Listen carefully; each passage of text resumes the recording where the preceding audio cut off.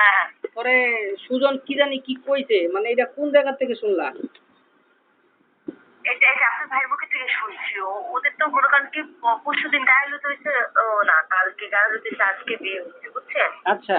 তো আপনার ভাই তো গেছে না, আপনার ভাই যে সময় জায়গাটা পৌঁছাইছে তার কিছুক্ষণ পরেই ওরা বলে বাড়িতে আসছে হঠাৎ করে। কার বাসায় এটা? আবুলের বাসায়? আবুলের বাসায় আইছে? হ্যাঁ হ্যাঁ, তারপর বলো। বিকাল হয়েছে, আপনার ভাই যেতে যেতে তারা নাকি বিকালের ভিতরে আসছে। আপনার ভাই বলো যাই বলে আধা ঘন্টা হয়েছে, যাই এক খাটে শুয়ে ছিল। যখন তারা আসলো তার ভিতরে ফুফি মানে ঘরে আসছে, আগে ঢুকছে। তো ফুফু দেখেই ফুফু দেখে আগে আগে আসছে, আগে এসে বলে বাবা কেমন আছো? তখন আপনার ভাই বললো ভালো থাকে কিভাবে, আপনার যে জাউরা মার্কা পোলা ওই জানুয়ারের বাচ্চার লেগে তো সব ফুল শেষ করলাম। তো কি হয়েছে? তারপর বললো যে আজকে লিটনের সাথে আমার এত ভালো সম্পর্ক, আজকে লিটনের সাথে আমার দ্বন্দ্ব, আজকে শত্রু হয়ে গেছি ভাই ভাই। কেন? আপনার ছেলের জন্য। আপনার ছেলে নিয়ে গেল আর বউরে, আপনারা ঠিকই সব জায়গায় ঠিক আছেন, মাঝখানে আমরা শুধু শত্রু হইলাম। এইগুলো মানে অনেক জোরে জোরে করে বলছে, গালাগালি করছে, এগুলো আমার মুখটা পাশ থেকে শুনছে। তখন মুখটা আমার পাশ থেকে কান্না করে আর ওই আবুলের মারে বলে যে আজকে ওর জন্য আমার আজকে বিয়ে হইব, কোনো আত্মীয় স্বজনকে ভালো করে আমি দাওয়া দিতে পারতাছি না, বা সবাইকে একসাথে নিয়ে আমার অনুষ্ঠানটা করতে পারতাছি না, এটা ওরা আসতো, বুঝছেন? এই বললো। তখন এগুলা মানে আপনার ভাই অনেক বকছে, তারপরে বললো যে আমার টাকাগুলো কবে দিবেন, আমার টাকাগুলো কবে দিবেন। তারপরে কিছু বলে নেই। তো আজকে না কালকে বলে, কালকে না আজকেই পাঠাইছে বলে বিকালে, মানে আবুরারা গেছে না দাওয়াতে, তো তখন বলে বলছে আপনার ভাই যে আমার টাকাগুলো দিতে বলিস। তখন বলে আপনার ভাই নাকি 500 টাকা দিচ্ছে মাত্র। বললো কি এখন তো আমার বিয়ের ঝামেলা, বিয়ের ঝামেলা যাক, আমি টাকাগুলো দিয়ে দিব। মুখটাও কইছে, রাশেদও কইছে, বুঝছেন?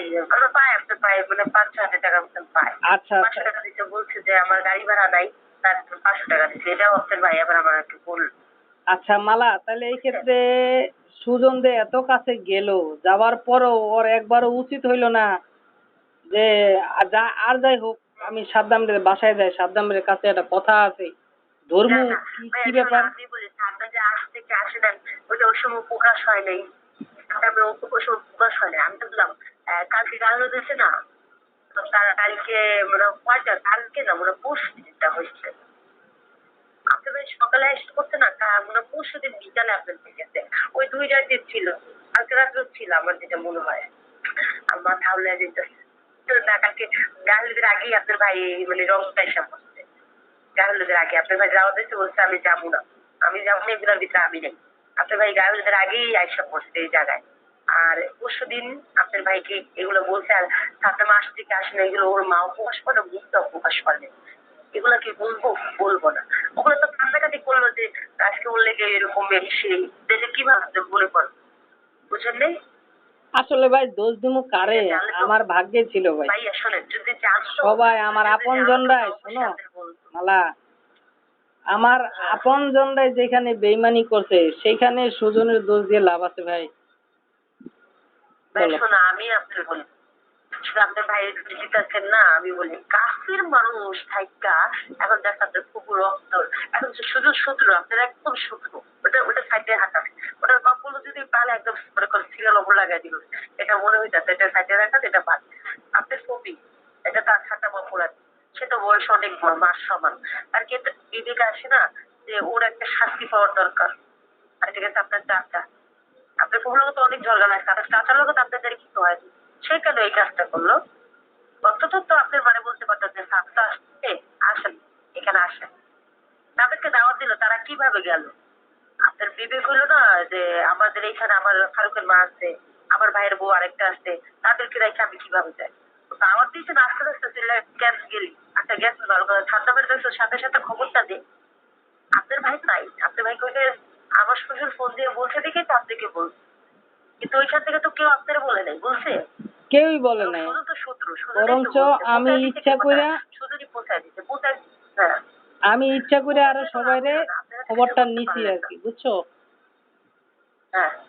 এই খবরটা আমি নিজেই পাইছি, সুজন দিছে আমার একটু পরে, একজনের কাছ থেকে আগে নিছি, 10 মিনিট পরে সুজনরে আমি জানাইছি, সুজন বাড়িতে তো বিয়ে হইতাছে জানো কিনা, এই কথাটা খালি মেসেজ পাঠাইছি, মেসেজ মেসেজ পাঠানোর পরে সে আমারে কলে বলতেছে যে হ্যাঁ এরকম এরকম ব্যাপার। আপনার মেসেজ তো ও গাড়ি চালায় বা ও মেসেঞ্জারে কম ঢুকে। আমি আপনার মেসেজটা প্রথম দিচ্ছি, আপনিও দিয়েছেন, সাথে সাথে আমিও দিয়েছি।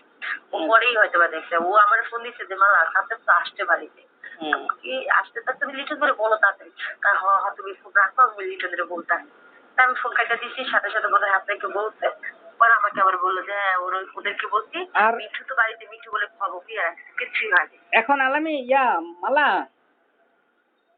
সবচেয়ে বড় অপরাধ এবং আরো আগামী দিনে সমস্যা হয়ে যাবো কার জানো? এই টোটাল চাচা চাচি তারপরে তোমার ফুপা ফুপির এগুলো টোটালি সমস্যা হয়ে দাঁড়িয়ে। আমি একটা জিনিস কথা বলি আপনারে, যে কোনো জিনিস একটু গরম গরম করাটা ভালো হয়। কেননা এখন জরগাটা করলে আমাদের শরীরে একটা জোশ থাকবে, তারাও বুঝবে যে হ্যাঁ আমাদের অপরাধ। যখন ধামাচাপা হয়ে যাবে না, তখন আপনি যদি যা বলেন যে হ্যাঁ দাওয়াত খেতে কবে, অনুষ্ঠান গেছে কবে, ঝগড়া করা আজকে